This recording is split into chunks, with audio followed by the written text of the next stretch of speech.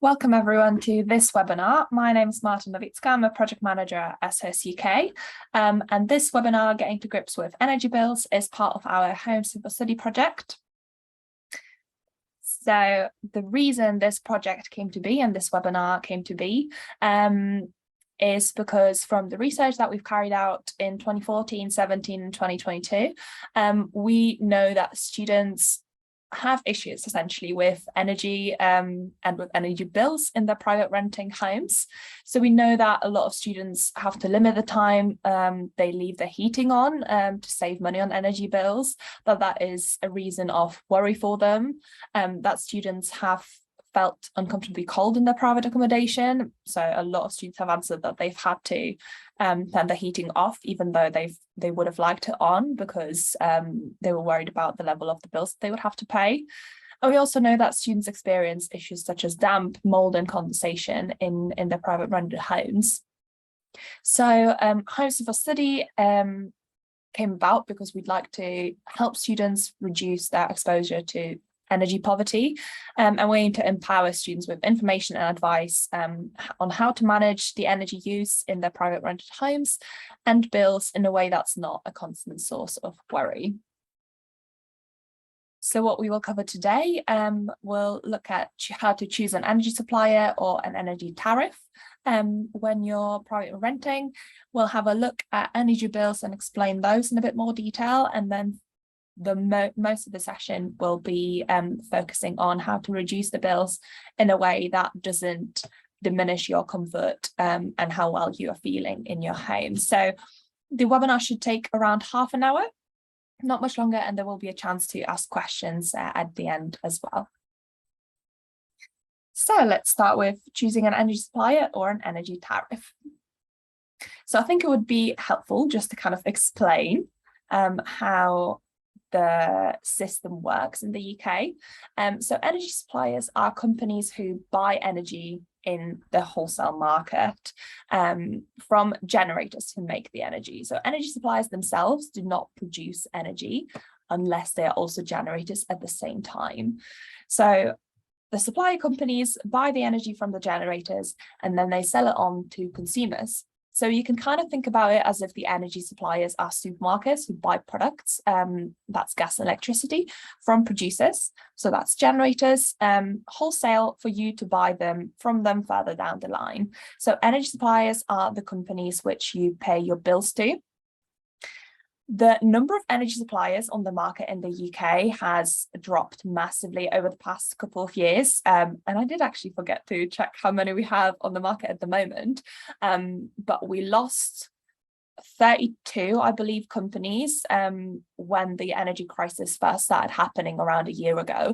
A lot of the energy suppliers went bust because they couldn't pay the prices that the generators were asking for with the money that they were getting from their consumers. Okay, so in terms of choosing an energy supplier and considering what the best option would be for you, there are various things that are worth considering. So price used to be a very strong motivator for choosing a specific energy provider for a lot of people.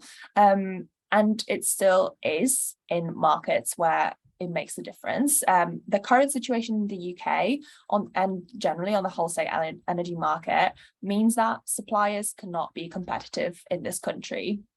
So the cheapest tariffs that they have are the ones with standing charges and unit rate costs that are capped by Ofgem, the regulator, and I'll go into more detail around what standing charges and unit rate costs mean in a couple of slides' time. So essentially, all of the suppliers at the moment are offering the same prices because they cannot afford to offer anything less. So cost is not a big motivator at the moment, but it might become an important factor in the future again. It is really hard to say when, though, with the situation that we have at the moment. Another thing that's worth considering is how green a supplier is. So some suppliers focus on getting the energy that they buy from generators that generated from renewable sources, such as wind or solar farms. Some don't do that, so some just get the energy however they can, which can mean that is from fossil fuels. And we know for a lot of young people, the climate crisis is an issue, and that's something that we actively try and work against at SOS UK as well. And actually having an energy provider that provides electricity from renewable sources is one of the best things you can do in terms of your carbon footprint as an individual. So that is something that's really important to a lot of people as well.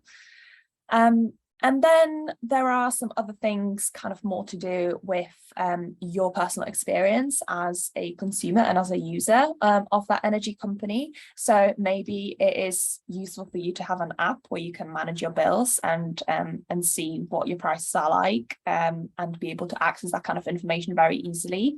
Or maybe you don't necessarily care about that much. Another thing that you could consider is if it's available in bundles with other home services. So whether your energy bills could be paid at the same time as your water bills or at the same time as your broadband. There are services that provide bundles like that, and sometimes it might make sense to do that either for convenience issues or just because it is cheaper. Sometimes there might be a bit of a discount on bundles like that.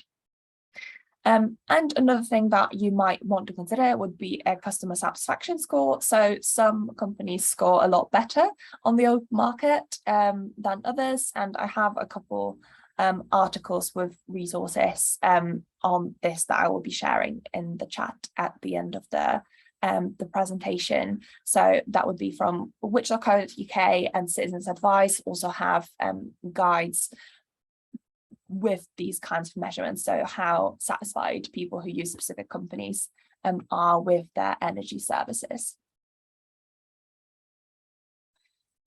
So in terms of energy tariffs, there are two main types of energy tariffs. So you have to choose a type of service essentially when you sign up for energy with an energy company.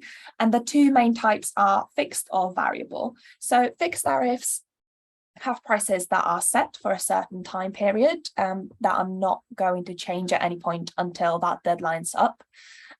Charges for those kinds of tariffs are not capped by Ofgem, so the regulator of the energy prices on the UK market or British market, because Northern Irish market is a bit different. They can also have additional exit fees. So if you'd like to leave a fixed tariff before your deadline that you sign up for initially is up, because, for example, you're moving house and you want to be with a different provider, they can have additional exit fees outside of the 49-day grace period just before the contract ends. So if you'd like to end your contract early before the 49 days before it officially ends, you might have to pay extra to leave that contract. And the final thing about a fixed tariff is that you have to specifically opt into a tariff like that. It is never the case that you sign up for energy with an energy company and they put you on a fixed tariff.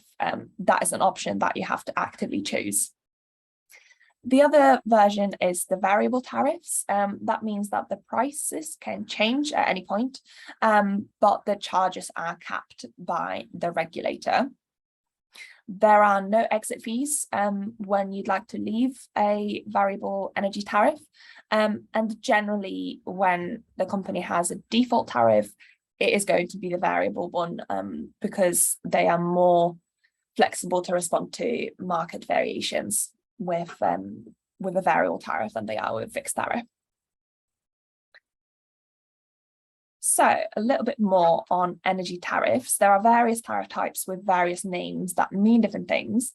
So these are just some most common ones that we see on the market. So a dual fuel tariff, for example, is a type of service which lets you pay for both gas and electricity from one supplier very easily. There is a tracker tariff. They're not very common, but this is a tariff which basically directly follows a price index. So if wholesale costs could be an example of that, and the tariff could be connected directly to wholesale costs and respond to those changes. There is a prepayment tariff, which is specifically for prepayment energy meters, that mean that users have to pay for energy before they use it rather than upon receipt of a bill. This is generally a more costly tariff. The variable prepayment tariffs also have caps that are regulated by Ofgem, but they are higher than the caps for direct debit customers, so customers who pay for their bills with a payment from the bank account. Economy 7 or Economy 10 are tariffs for very specific energy meters, which have different prices per kilowatt hour for 2 times of the day, so that's usually day and night. And there is a cheaper rate that's available either for 7 or 10 hours of the 24-hour period, respectively. So this can be in one time period or split. These kinds of tariffs are not helpful unless you can really stick to the cheaper times with most of your energy use. The energy used outside of tariffs of off-peak times is often more expensive than the standard energy rate. But these could be useful, for example, for people who drive electric vehicles. But there are also specific electric vehicle tariffs for those kinds of customers as well. Another type of a tariff that I have mentioned here is a capped tariff. So again, those are unfortunately very uncommon. But this is a kind of tariff where you have a guarantee once you sign on it that the price of it will not go up for you as a consumer, but it may go down. And finally, a green tariff.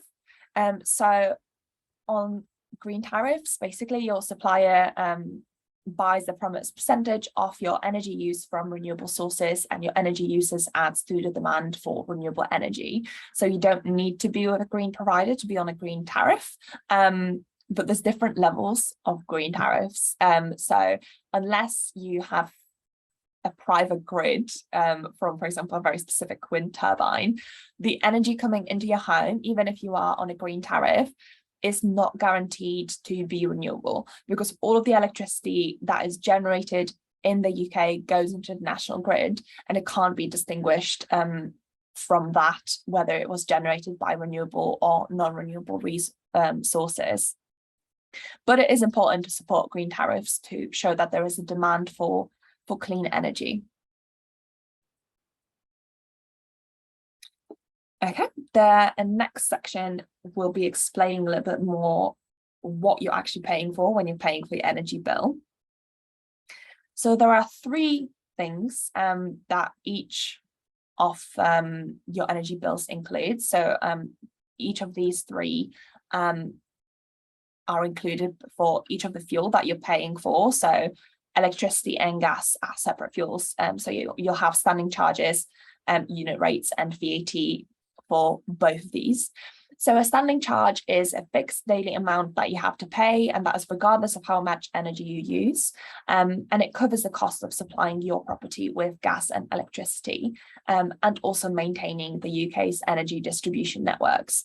So standing charges vary by region and supplier, and the standing charge caps from April 2022 also have been covering administrative costs of switching customers from failed suppliers to new ones. So I've mentioned before that we lost a lot of suppliers in this country since the energy crisis first started happening around a year ago. But those consumers couldn't have just been abandoned. They had to be moved to different suppliers because people just need energy in their homes. So to facilitate that administration, the standing charge also covers that. Next is your energy use. So that is calculated in unit rates, i.e. the price per unit of gas and electricity that you consume at home. So these are measured in kilowatt hours, both for gas and electricity, and a unit rate is a cost of each kilowatt hour used in your household. And finally, we have VAT. So domestic energy supply in the UK is taxed at VAT of 5%, and that is 5% of the sum of the standing charges and unit rates together used in the specific time period that your bill is being issued for. We cannot unfortunately, at the moment, save in any way on these amounts because of the state that the energy market is in. So all of the companies are basically charging the same amounts because those are capped by the regulator. So the only way that you can save at the moment is by using less energy. Switching to a different supplier or to a different tariff, unfortunately, will not save you any money. So a little bit about the price cap. This exists, it's set by Ofgem. It used to be updated every 6 months, and now it's updated every 3 months. And what the regulator does is they set maximum charges for energy suppliers for unit rates and standing charges that they can pass on to their consumers. Their cap Ofgem published for October, and the ones it will publish later this heating season, was and probably will remain higher than the price guarantee that the UK government has provided until April 2023 at the moment. But the UK government, or rather the UK taxpayer, will pay suppliers the difference between their wholesale price for gas and electricity that they pay and the amount that they can charge consumers.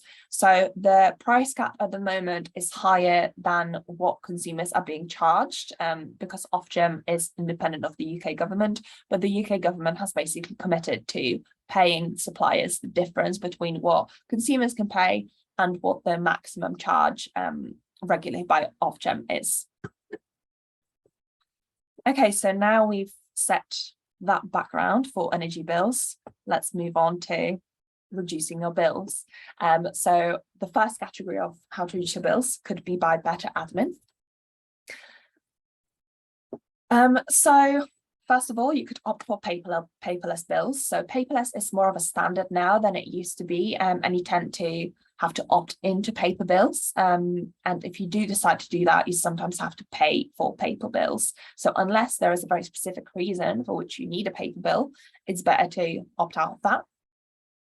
If you can pay via direct debit, that is a better way to pay for your energy bill. So a direct debit is an instruction from you that allows an energy company to, or any other company that you may be setting up a direct debit with, it basically lets them automatically collect money from your bank account on an agreed date.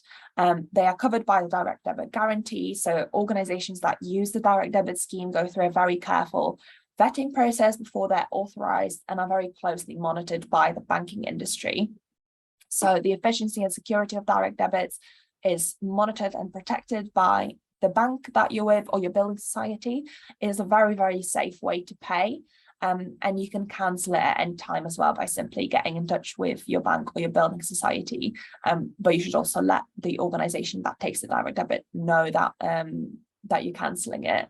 So it is if you can afford, if you're able to pay by direct debit, that is a very safe and a very good way to pay for your energy bills. That's usually about 6% cheaper than any other way of paying.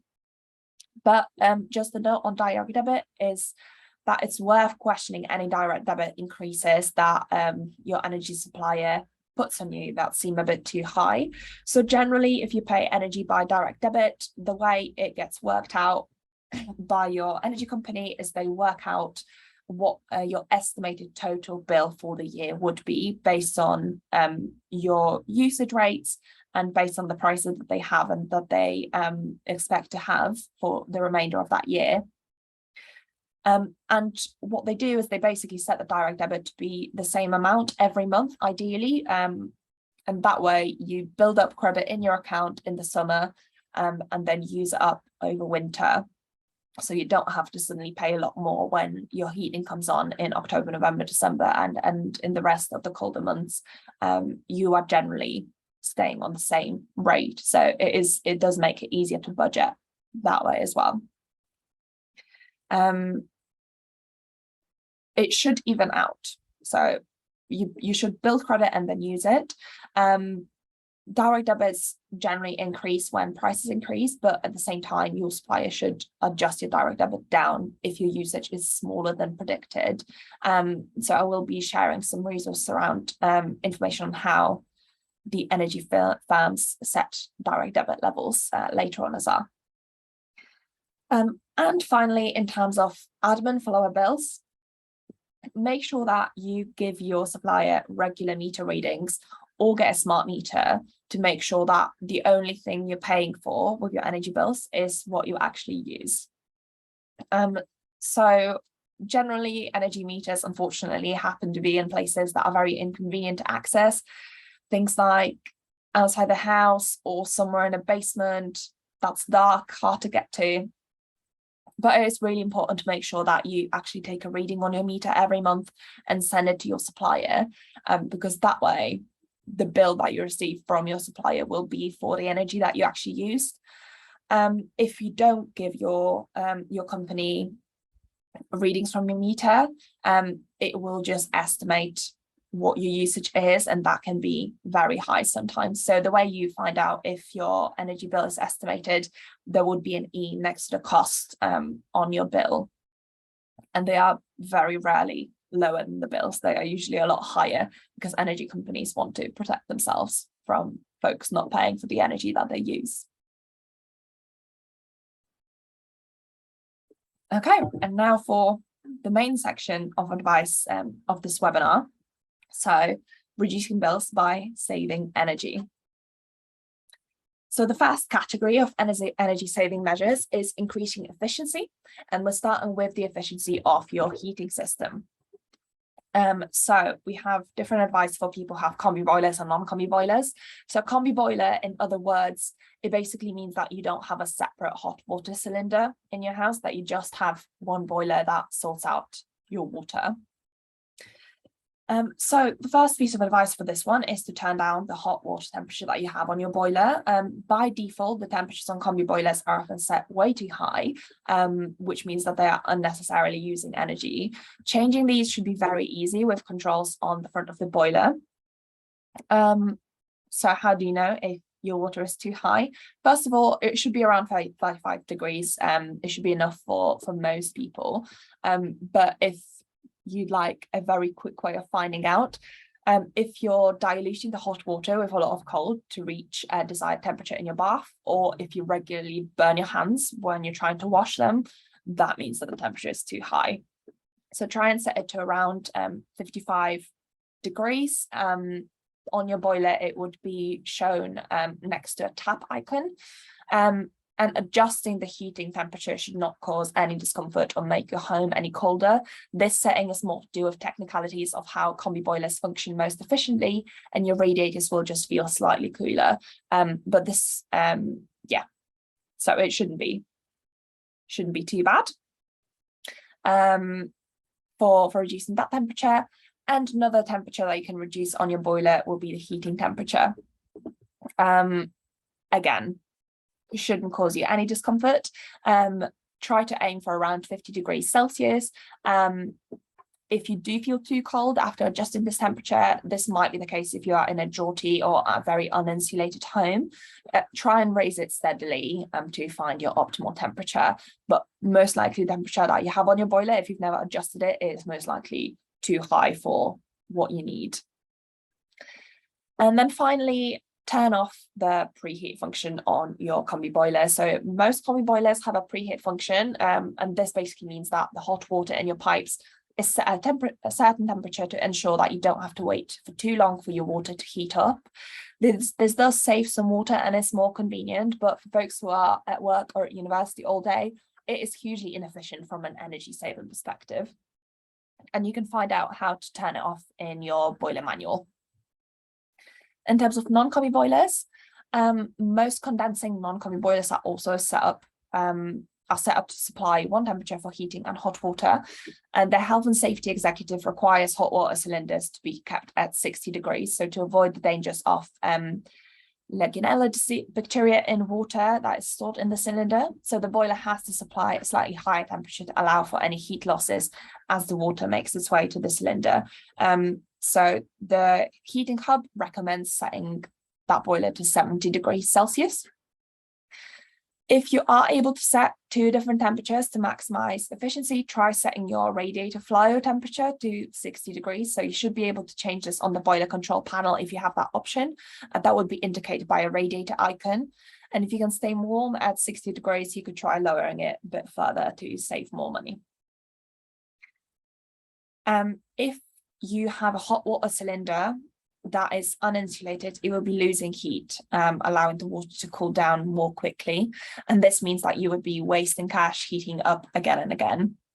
According to the Centre of Sustainable Energy, fitting a hot water cylinder jacket could reduce heat loss by up to 75%, and that would save around £61 per year on typical energy bills. So if your hot water cylinder is not insulated, ask your landlord to insulate it, or you could buy a jacket yourself as well. The jacket should display the British Standard type mark. They usually cost around £15 and should be at least 18 millimeters thick. And the final 2 points for your heating system would be to bleed your radiators, because they might have air trapped inside them and that would prevent them from heating up efficiently. So bleeding them would be a solution to solving that. If you're not sure how to do that, get in touch with your landlord or your agent or your plumber to do that for you. And finally, make sure that your boiler pressure is where it should be. So if the water that's circulating in your heating system is too slow, it will make it inefficient, and it will use more energy to heat your home to the required temperature. So the exact recommended pressure level will vary depending on the boiler manufacturer, but generally anywhere between 1.0 and 2.0 bar is ideal. On most newer boilers, the pressure gauge will be on the front of your boiler or under the control panel. On older ones, it may be a bit harder to find, but again, check your boiler manual if you can't find it and for help with increasing the pressure.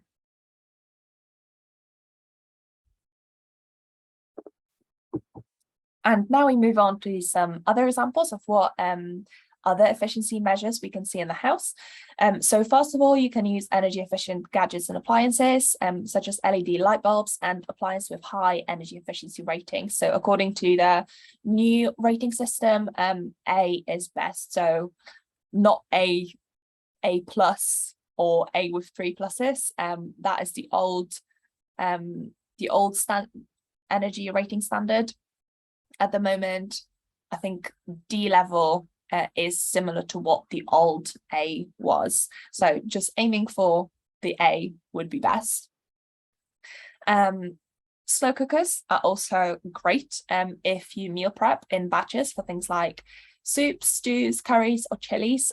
They use very little more energy than a traditional light bulb, as well as being ideal for people who like to prep the food while they're out of the house or getting on with other things.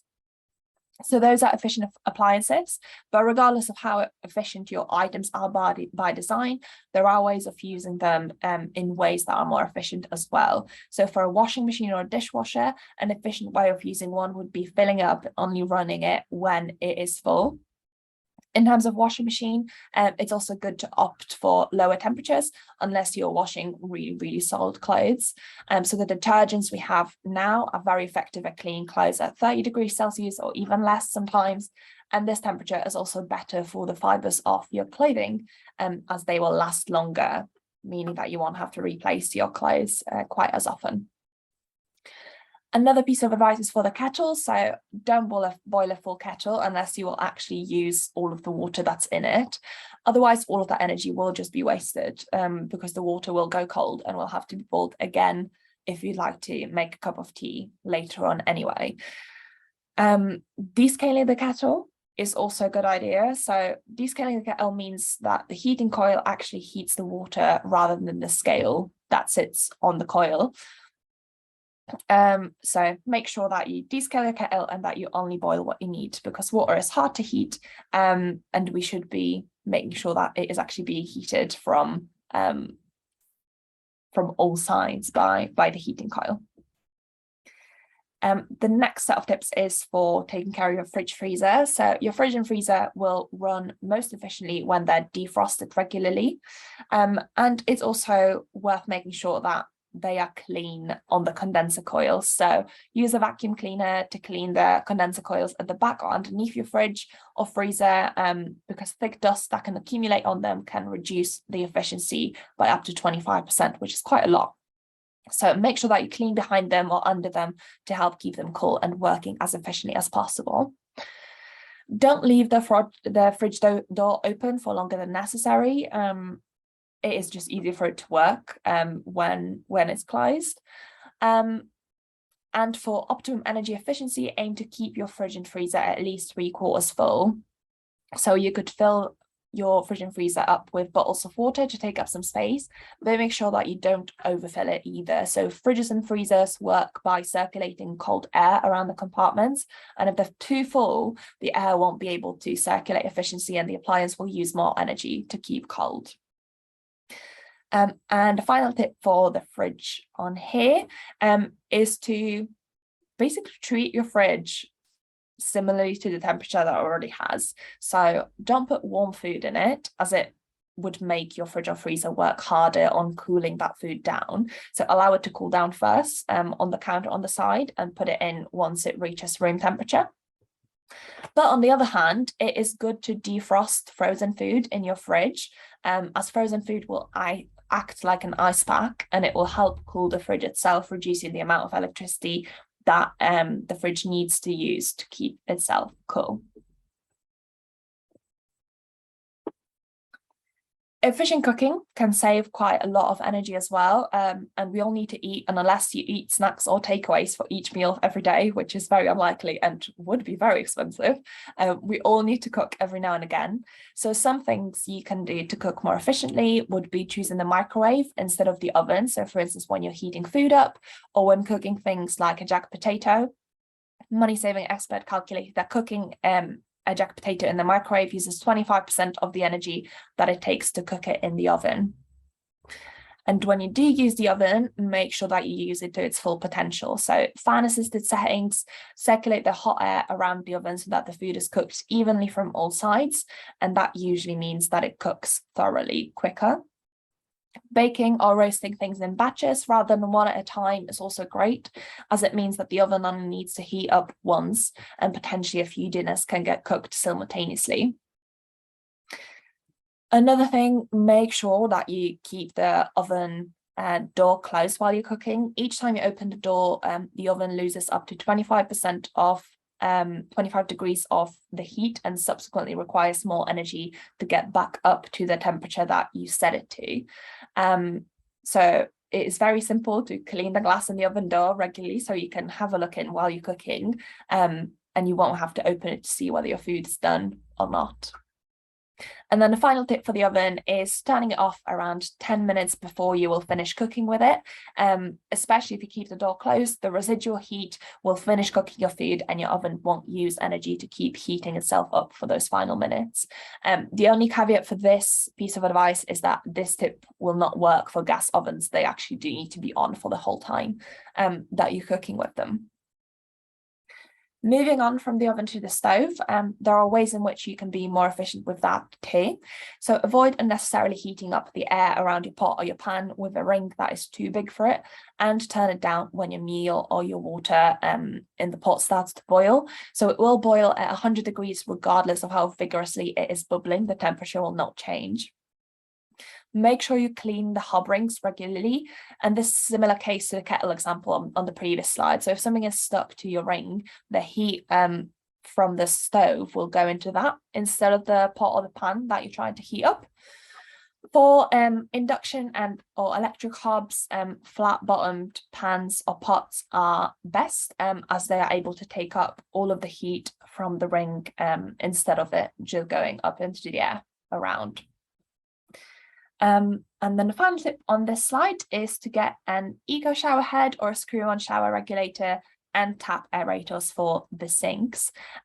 What they do is they essentially make the shower or the tap use less water, meaning that less water needs to be heated, but water pressure should stay the same. So it should feel as if it's using the same amount of water, and you should be able to wash your hands or shower in a similar way than before. But it would use less water. Just to caveat that shower regulators are not suitable for all showers, so they can't be used for power showers or electric showers. So just check what kind of shower you have before you try and put an eco shower head on it, because it might not be good for the system that you have. But good thing about tap aerators is that they are suitable for almost all taps. They're very easy to install, and they're very cheap as well. So that should be a very easy fix. Another set of tips is to change your habits. So first one is to turn off lights on appliances when they don't need to be on. This really shouldn't have to be said, but it still does. Just turn them off when you don't need them on. This includes lights, but also things like monitors, microwaves, TVs that are not being watched by anyone, etc. This includes turning them off standby. So standby still uses energy, unless for some reason other than convenience you really need things to be on standby, then just turn them off really at the plug and just turn it back on when you want to use them. And this also includes running the bathroom or the kitchen fan for hours. So the fan needs to be on for long enough to ventilate the room appropriately. This might be a while depending on how much moisture there is in the air. And if you're, for instance, about to leave home or go to bed, you are likely to forget to turn it off in time, unless it comes off automatically, in which case, obviously, that's easier for you. What I personally usually find to be a better option for ventilation is opening a window or a kitchen door, and the room ventilates much quicker and I don't have to have the fan on that I could potentially forget about. Another one is around not having your phones or your laptops constantly plugged into the chargers. First of all, this is really bad for the battery, so no one should be doing that to make sure that their battery lives for longer. But also, plugged in chargers do use a lot of electricity because they continually supply it to your device. So if you don't need your device to be plugged in to the charger, just unplug it. The next tip is to air your clothes to dry instead of using tumble dryer. This, first of all, is cheaper because, of course, you're not using any electricity, but it's also much, much better for the longevity of your clothes, similarly to washing them on lower temperatures, as the fibers will not get quite as worn out and you won't accidentally shrink anything. Another classic piece of advice for showering is to choose a shower over a bath, but an extension of this is also avoiding long showers. So if you're standing in the shower under running water for 20 to 30 minutes, especially if you have a power shower, you may be using more water and energy to heat that water than a bath would. So aim for around a 4-minute shower if you can. Many water companies, so I know Yorkshire Water does this, I'm with Yorkshire Water, they can provide you with a free stick-on timer for the shower to help you time it, or you could set an alarm and just aim to shower quickly and efficiently before it goes off. Next one is turn down the brightness of your TV screen if you have a TV. So I'm sure everyone has noticed that when you use your smartphone on max brightness settings, it uses up the battery much quicker than when the screen is dimmed. And TV screens are the same, except that rather than being powered by a battery like phones or laptops, their brightness is powered by electricity from the mains. So changing the settings to more dimmed ones means saving energy. And finally, avoid printing unless you do actually need to print something. So like any appliance that's plugged into a socket, printers use energy. So if you don't use them, don't need to use them, just don't do it. And if you do need to print, it is better to use an inkjet printer that is low energy rather than a high energy laser printer. And the final slide for this section is to just be a bit smarter while you're cooking. So defrost your food ahead of time if you have something frozen. So you could do it in the fridge, in water, or on the counter, and that would save energy defrosting it in a microwave or on the hob.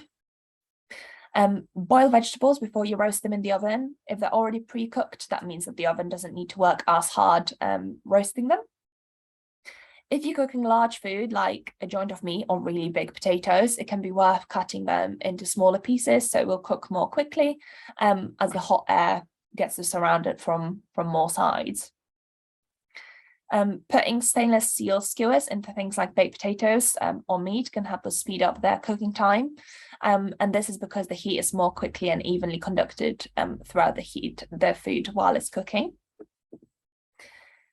It's also worth thinking of the kind of material that you have. So what are your dishes made of? And this is both for dishes for the oven. So metal ones tend to heat up very quickly, but they also lose the heat. So glass or ceramic dishes for the oven are better in terms of keeping that heating, that heat working in the oven.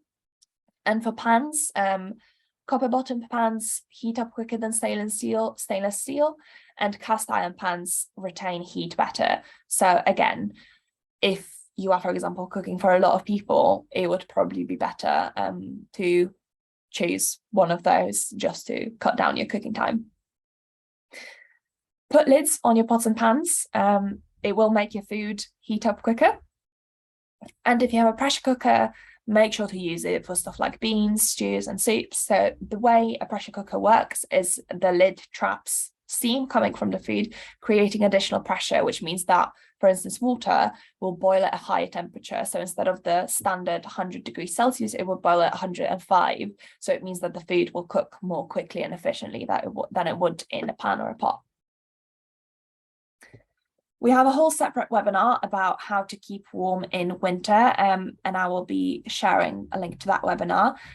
So have a look at that one for more specific information. So here I've just extracted some absolute top tips to do with your heating system, and won't be diving deep into the other ones, but still wanted to signal them. And there is also another webinar coming up that will talk about keeping warm and managing damp in student homes. So make sure to sign up for that one for more specific information. But for this specific slide, make sure that you set up your boiler, thermostat, and your radiators in a way that will actually serve you efficiently. So first of all, make sure that you know how your heating system actually works. So where is your boiler? Where is your thermostat? How do you set them? Do they have any timers? And this will also help you find out if there are any potential faults in your heating system, and hopefully get them sorted before you actually need to have your heating on regularly. Once that is sorted out, set the thermostat to between 18 and 21 degrees. The ideal temperature depends on the room. So a bedroom, that's just a bedroom, needs a lower temperature than a living room or study, and a bathroom is best when it's a little bit warmer than those as well. Every degree warmer on your thermostat can increase your energy usage by 10%. So if you don't need to have it up really high, just don't. And worth remembering that turning the thermostat up will not heat up your house faster. So a boiler heats up by a constant speed, whether you set your thermostat at 20 degrees or 30 degrees. So keep the thermostat set to the temperature that you actually want and adjust it when the heating comes on. Don't keep the heating on 24/7. The water tanks are generally pretty well insulated and will keep the water in the boiler or in the water tank hot all day without needing to be constantly reheated. So it would be best to program the heating automatically to switch off when you're out of the house or in bed, and back on about half an hour before you get home or get up. This way you will keep the house warm when it needs to be warm, and you won't have to pay for the heat that you are not using. And finally, adjust your radiator controls. So make sure that not all of the rooms are heated to the absolute maximum. Not every room has to have a radiator setting on the top 5 or 6. Some of them can be cooler, so just make sure to adjust that accordingly. Some additional support and information. We very much recognize that not all students fit the stereotype of a typical student. So not everyone is able-bodied, not everyone is in their late teens or early 20s. Some students don't have any parental support. Some students have caring responsibilities, or they have to be completely independent. So we want to support all students live in the best home possible and acknowledge this. We also know that a lot of students are mature students. So there are various circumstances. So if you receive certain benefits, you might be eligible for some additional payments, such as cold weather payments, winter fuel payments, or the affordable warmth scheme grants. Make sure that you check out resources on End Fuel Poverty's coalition's website if you need any help relating to fuel poverty in your home. And also get in touch with your energy company, your university, or your students' union if you're struggling with paying your energy bills. So student advice centres will be able to advise you, and your energy supplier must also take into account your circumstances and help you. In terms of further advice from us, we have the How to Keep Warm in Winter webinar on our YouTube channel, as I've mentioned, and we have some other webinars about private renting more generally. We also have various advice guides on our website, and that includes a template letter that you can use to get in touch with your landlord or your letting agent to report issues with drafts, with ventilation, damp, heating, or any hot water problems, and also to request insulation for the loft. There are a couple more webinars that are coming up this semester as part of Home Civil Study. So the first one will be on warmer homes and managing damp. That's towards the end of November. And then beginning of December, there will be a webinar on house hunting for a warm home and some advice to do with that. So make sure to sign up. If there are any questions at all, I am more than happy to take them now. So you are welcome to put your question in the chat if you have any.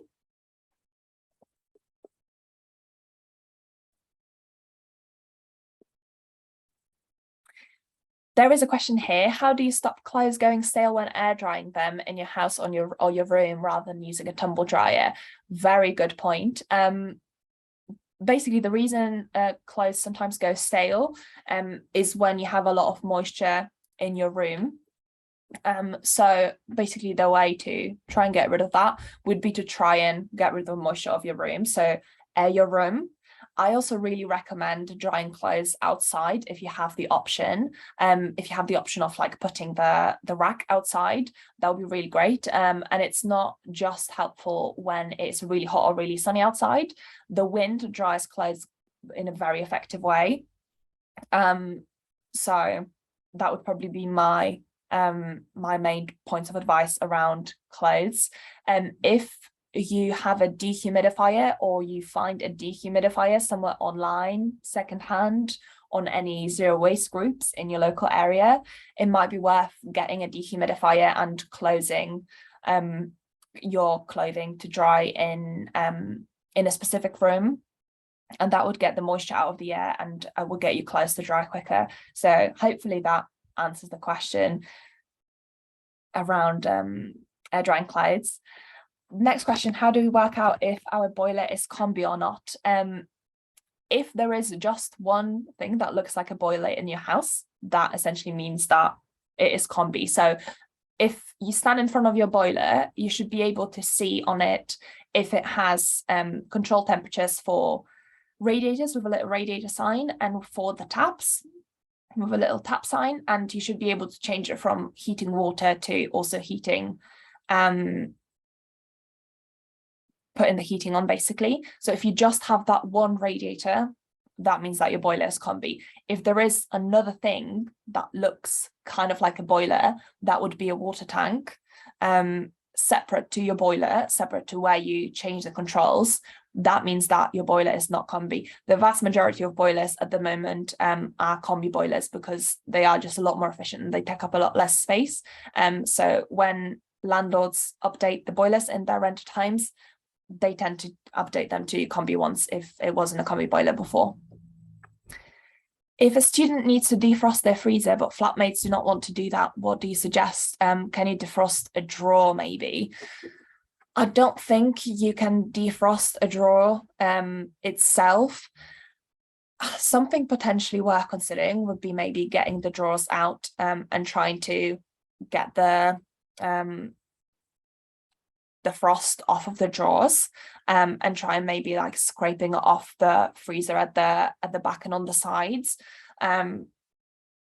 So that would take a bit of time and a bit of effort. But if folks don't want to just turn it off completely and let it defrost itself, then maybe that is an option worth doing, because it would mean that that the freezer is more efficient.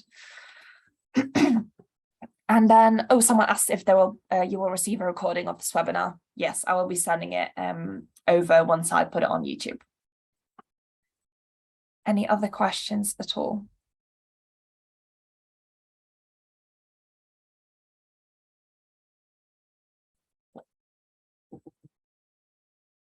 I think that's all of the questions. If there is anything that comes up after the webinar, feel free to get in touch with me over email. I will be emailing everyone with the recording and further resources that should be helpful. So thank you very much for joining this webinar, and I really hope that it's been helpful for you and that you've managed to get some useful tips and tricks, which will hopefully mean that your energy bills will be a bit lower. So thank you for joining, everyone. These are our contact details if you'd like to get in touch with us. But other than that, I hope you have a lovely afternoon and a great end of your week.